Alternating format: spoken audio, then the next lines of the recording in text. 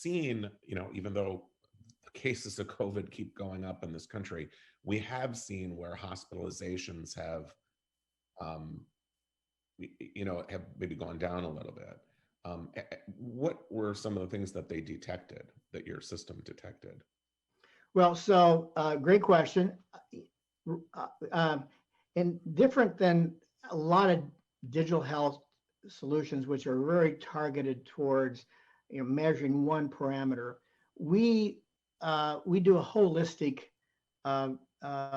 take a holistic view of human physiology. So we will take inputs like heart rate variability, respiration rate variability, what kind of activity someone's doing, the speed at which they're doing it.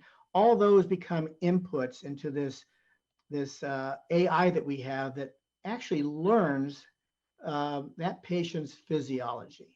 So Bruce, as you and I are sitting here today, your heart rate, my heart rate are different. If we walked up a flight of stairs, they'd go up to a different level, came back, sat down, they would recover at a different rate. And that's because we're all different. And for 400 years, medicine's been practiced basically the same way. Take a vital sign, compare it to what's normal for everybody, and try to find outliers.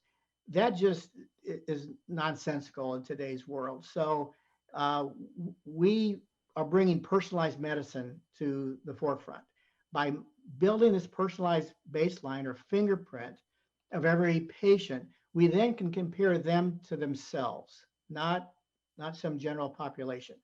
What that means is we can detect very subtle changes, like 1 or 2 heartbeats per minute throughout the day, or 1 or 2 breaths per minute.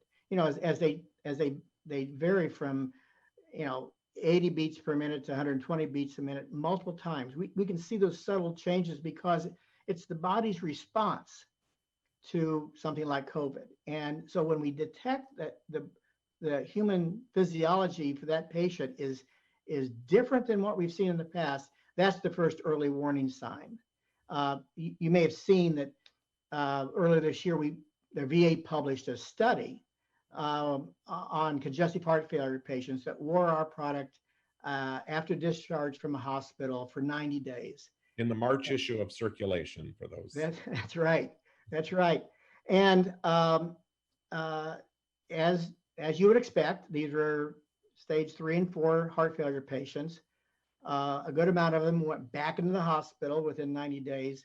And for those that went back in the hospital in this observational study, we detected that exacerbation that led to hospitalization 10 days ahead of time. So that kind of gives you in that peer-reviewed study, it gives you an idea of how early warning this technology can be. And it can only do that because it's looking at each one's own baseline to see those subtle changes. 8 to 10 days ahead of hospitalization, it was detected. That's right. That's fascinating.